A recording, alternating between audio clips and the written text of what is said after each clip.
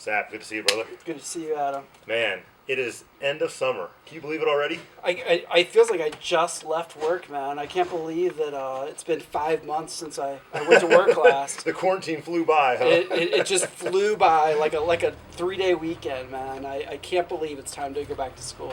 Well, when I think back to school, the kids are getting ramped back up.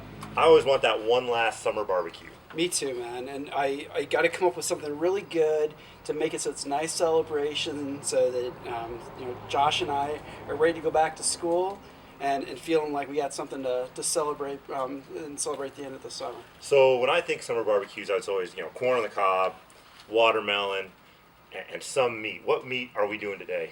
Today we're gonna do some ribs. Oh man, ribs are a perfect summer barbecue. It's a family favorite. Yeah. I really love doing them. And so many different ways to cook them, right? There's oven, there's smoked, wrapped. Can you just tell us a little bit about the different methods? Sure. So, a lot of people are liking doing an oven method. It's real easy to do. There's ways that you could even put wood chips in a pan to be able to smoke them inside without much of a ventilation issue. Your whole house doesn't smell like hickory smoke. It doesn't after smell. that? You're gonna have some smell, but it isn't the worst thing that you can do. A lot of people can do it on gas in a similar way too, where they'll have like a foil pack, or they Sure. sell dedicated containers for filling with wood chips with a gas grill in order to smoke from the gas grill, which is a good method that I did for a number of years before I got back into doing charcoal. You can have a smoker, like having a Traeger, and you can knock them out really easy and fast.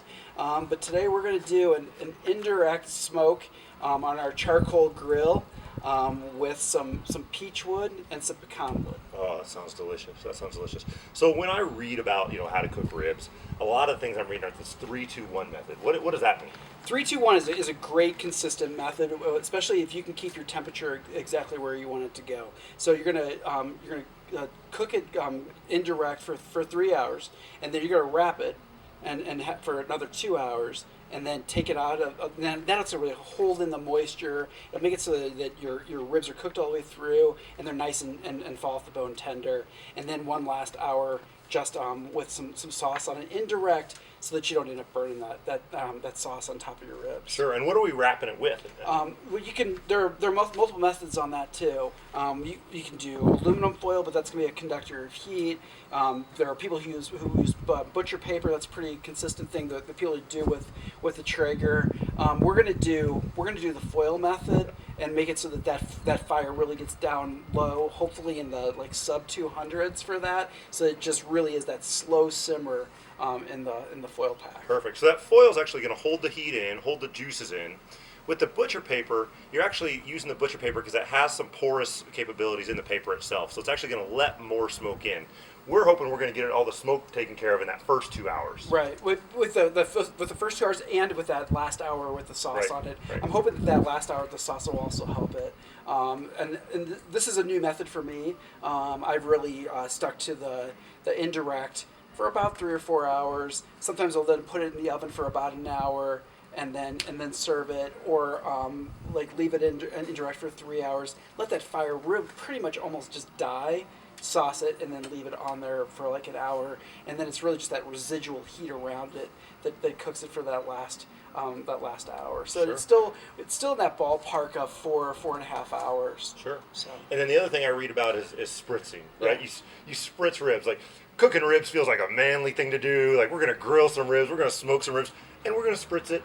Yeah, it's an interesting method, right? And it makes a lot of sense. You don't want your meat to dry out, so I get it. But I've read things and had people talk about that when you spritz with whiskey, for example, that as the alcohol evaporates off, that your intent was to give it moisture, but that evaporation actually made it dry out. Well, and that alcohol is more likely to catch fire. Yeah, and give you flame ups too. That's true. No different than when oil or fat drips down into your fire. You're absolutely right. Yeah. I'm not a spritzer. It's just not how I like to do things.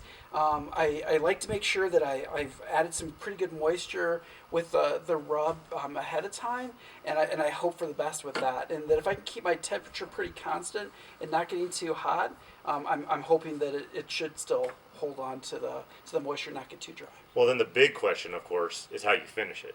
Sauce or no sauce? So, being from St. Louis, which is what, at least when I was living there 20 years ago, was the biggest volume of sauce per capita consumption in the United States. Really? Yeah, I learned it in my college job working at a golf course. One of the big grocery store owners was a member of the club, and he told me that one day. So I'm a sauce guy. I like to in St. Louis, Malls is the sauce. Yeah. Everybody talks about you don't baste your barbecue, you maul it, and just put a little bit of Malls on top of it, and let it just glaze over it, nice and easy. And that will bring some moisture to it. Well, and I was a Kansas City guy, so I was KC Masterpiece. I love that hickory molasses sauce, stuff like that. So I think we'll coincide well with that decision. Sounds good to me. Oh, looks like it's getting ready. Yep, feeling pretty good about this. So we got some charcoal as usual for our main fuel, and we have some pecan wood over here and some peach wood over here, so that we're going to get an interesting combination of flavor going on. And then we got a nice indirect spot right in the middle for the ribs. And what kind of temperature are we trying to keep this? We're gonna try to keep this at a just south of 300 or about 300. It's going to start out a little hot, and then we're just going to make it so that it just kind of ratchets back a little bit. Perfect. Now, we have two different style of ribs we're cooking today, right? That's correct. So I'm laying some St. Louis style ribs here, which back home we just called ribs. I didn't know they were called St. Louis style ribs until I left St. Louis 20 years ago. That was an interesting life experience. But if you made a name for your ribs, you know it's a good style of rib. Yep, and here's our baby back ribs that we're going to throw up front here. Well, and when we check on the fire and check on the wood, we're going to move these around a little bit so that one part doesn't get a little bit more cooking than the other, and make it so that we have a pretty consistent temperature all around. So you can tell the baby backs are just cooked a little, trimmed just a little bit differently. St. Louis style's obviously got a little bit more fat left on them, but both turn out delicious. Yep, they're fantastic products. So you get them in the vacuum sealed packs at the grocery store. What I do with the baby backs, I just do a little bit of trimming. I just flip them over and peel back that silver skin on the back of the rib, and that's it before I throw my rub on. With the St. Louis style, to take spare ribs and trim it already down to a St. Louis style, it already has done that a lot of the cleanup and trimming it back. The only thing that I do is still I get a little bit of that silver skin off the back, and these in particular, it had a really meaty skirt flap on the back that was going to be really good. And beef ribs, pork ribs really don't matter what we do. It's the same style. Exactly. We're really just talking about anatomy here, and every animal that we cook can have the same cuts. That you can get beef ribs that are the same as the St. Louis style. Unlikely to see something which is the equivalent of the back ribs for beef. And then frankly, you can find lamb ribs pretty nice that are the spare ribs that are a pretty fair price if you can find the butcher shop who carries it. So I'm just going to go ahead and add a little bit more wood and slam that down, and you can tell my vents are closed back there for the most part, so we can keep that temperature nice and easy and low and just keep burning it nice and even. So here we go. Sap. So we're right at 2 hours sitting on this grill. You ready to check it out? I want to see these. What do you think? Oh, that looks amazing. Smells amazing. I see the meat starting to pull back away from the bone a little bit. Yep, that's looking pretty good right there. So it's time to wrap and see what we can do. So at 2 hours, we're putting them in foil. Yep. And remind everybody why we're doing that. We're trying to get these tender, but we want to make sure they don't dry out, and we don't want to end up getting someplace. Look at that. Look at the way those are pulling back from the bone. That's really great. We're trying to make sure that they are staying moist and tender and not overcooked, and we're just trying to keep this like a gentle simmer. That's all we're trying to do. So we're just going to wrap these back up, and we're going to put them right back on the grill and leave them for another hour and a half or two and see where we are. And we're gonna add a little moisture to help this out. And I think that the Jim Beam Devil's Cut is going to be a good contribution. It's got a nice peppery flavor. I think it's going to go well with the rub that we put together. Little moisture, little spice. Yep, and I think it's going to go well with the barbecue sauce that we're going to put on it in a little bit too. I think we got a good contribution. We don't want to put too much in there, right? We're not looking to boil these bad boys. We're just trying to give it a little bit of steam more than anything. And so, like we've always talked about, this is the alcohol is gonna cook off, so absolutely. your kids can eat it. It's not a big deal with that. Exactly. It's really just gonna leave some sugary sweetness and a little bit of pepperiness, and that's really about it. It's not. There is not going to be any sort of alcohol. We'll put just a little bit more in there, and I think that's gonna be just right. But there's gonna be no alcohol left. This is not like drinking a shot of whiskey. That's for sure. So looks good. All right, Sap. We're 3 hours in. Timer just went off. What do you think? I think it's time to take a look. Well, I'll tell you what, that foil is definitely absorbing some of the smoke. You can see how it's changed its color. So I think we're in a good place. I think it's a good time for us to go ahead and take these ribs out of the bag, and let's move in the direction of being able to do a quick saucing. So this looks delicious. So earlier we talked about a 3-2-1 method. We're actually going to do a 2-2-1 method. So both you and I decided, we prefer a little bit of bite with our ribs. The 3-2-1 is really a fall off the bone. It makes them real soft, real tender, but we just like a little bit more of that grip to the meat. So we've decided to go on a 2-2-1 method, and we're right at the end of the two, and now we're getting ready to start that third section. People call that the competition texture. And you know what? Look at that. That looks really good. I think we're in a great place. I don't see a whole lot of moisture that's been released from the ribs.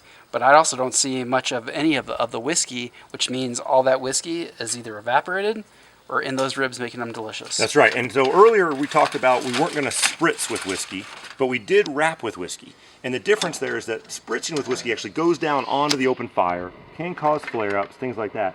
By wrapping it with the whiskey, we actually trap that moisture inside, and then you can pour it right back on top, just like you're doing now. That's perfect. That's perfect. Yep. Sounds pretty good. Now, Adam, why don't you show them that sauce we got there going in the pot? Sure. So we added a little bit of our Jim Beam's Devil Cut in here as well. We added some of your local flavor, that Mall's barbecue sauce. And we're just going to baste all the ribs with this and just give it a nice brushing over the top. Again, put a little bit of moisture right back onto it. And it's just going to flare just a little bit for us, but it's just going to be a real low heat, and let that moisture kind of soak right in. Sap, what time is it? It's time to check the meat. How do we know when it's done? So what we're looking for is, look at that. That is a serious mahogany color. That is beautiful. And it is the color that we're looking for. So it's done its job. We know from before when we unwrapped it, the bone was pulling away from the meat.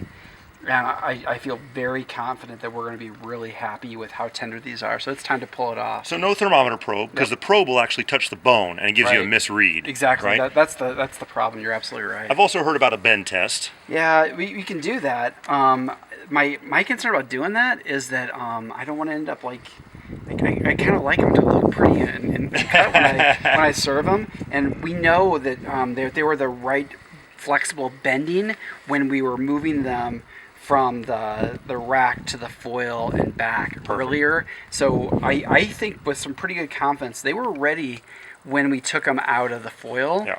This is just about extra flavor in the sauce and giving it a little bit darker color. Sure. And when you cut down the rack, too, it makes it a little bit more difficult to do that bend test. So like you said, since we're at half racks, we already kind of knew the tenderness going into this piece. Exactly. I think it's time to take it off the rack and see which bourbons are going to be the right pairing for these ribs. Sap, we just pulled those ribs. They look amazing. Dude, I'm really excited about this. When you were carving them up, they looked so tender and delicious. And that's a real nice smoke ring, just what we're hoping to have. Oh, I can't wait. I can't wait. So tell us all about the bourbons that you selected for us to taste for a pairing with these ribs. I'm real excited about what you put together for us. Sure. So the first one we brought is the Booker's by Jim Beam. Mm-hmm. Okay. It's got a higher ABV, so it's going to be a little bit bold up front with the alcohol, but not too much. And that's one of the reasons I like it. It doesn't just come across like full alcohol right away, right? So you're also going to get some of the sweet vanilla and wood with it, and it's going to have a nice smooth finish even with that alcohol in it. Awesome. All right, let's give that a shot.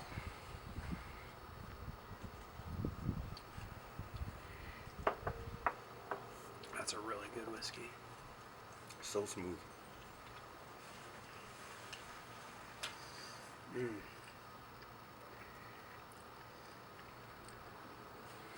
Interesting. So the rub that I use with a little bit of sauce, it leads to a really sweet crust on that rib, which provides an interesting balance. Yeah. When I got this, I'd never really tried that mall sauce. So everything that I thought about was with the woods we were using and the rub that you'd kind of designed. So I really think that the sweetness of the Bookers with the spiciness of the rub and also a little bit of sweetness complement each other pretty well. Oh, yeah, absolutely. Yeah. Totally agree. So tell us about the second one. Sure. So the second one, right? It's made by Florida Georgia Line. Anybody out there that's a country music fan might know the Old Camp Peach and Pecan Whiskey. That's a great selection, man. Especially since I put that peach and pecan wood together for the smoking. Like I said, it's one of the things that I put together and trying to put some ideas behind your selection of wood to try to pair it with the whiskey. And this is just something that I thought would be a fun one to try. I'm typically not a big fruit whiskey or flavored whiskey fan, but I thought we should give it a shot. They make really nice summer cocktails. I wouldn't suggest just drinking it up or on the rocks, but mix that with a little bit of iced tea. It's a pretty nice drink, I think. Well, maybe mix it with some malls might be nice too. We'll see.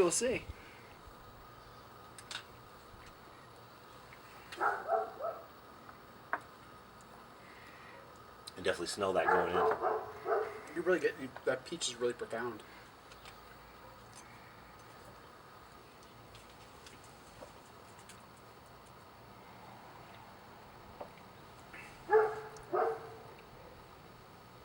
You really taste that pecan in the back end a little bit too. I do. It comes across a little syrupy to me. Does. Yeah. And it kind of reminds me of the fruit cups the kids take to school and the peach water that it sits in. Totally. So. It's good, but I think, just like you said, very syrupy. I think better for a cocktail than not. I agree with you. I think throwing that with some lemonade, some peach tea, that would be a terrific summer day cocktail. Absolutely. So tell us about the last selection.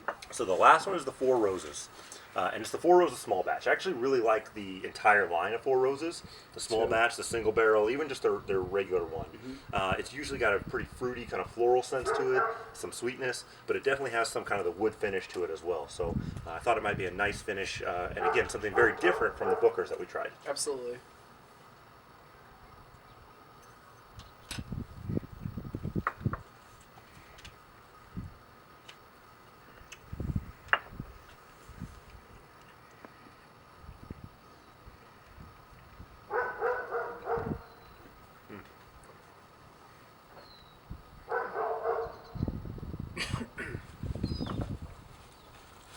What do you think?